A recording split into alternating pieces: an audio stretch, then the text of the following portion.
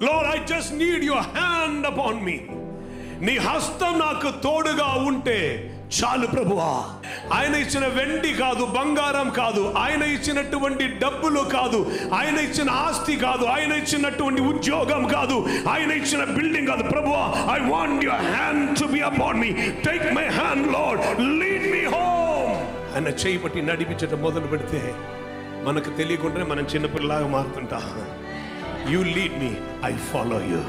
ఇప్పటి వరకు మీకు ఆటంకంగా కనిపించినది ఇక కనిపించదు. ఏ ఎర్ర సముద్రమైనను అది మార్గమేనని నీవు అర్థం చేసుకుంటారు. గట్టులు దాటి ప్రవహిస్తున్న ఏ యోర్దాన్ అయినను అది నీ మీద పొరలి పారకుండా వెనకకు తిరుగుతుందని నీకు అర్థమవుతుంది.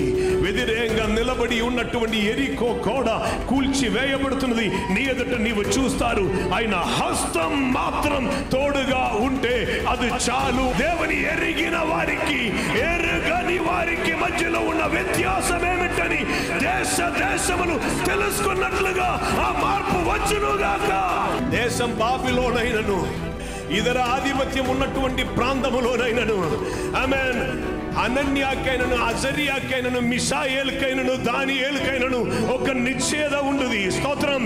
ఈయన మాత్రం తోడుగా ఉంటే మమ్మను కాల్చివేయటానికి ఏ అగ్నికి బలం సరిపోవదు.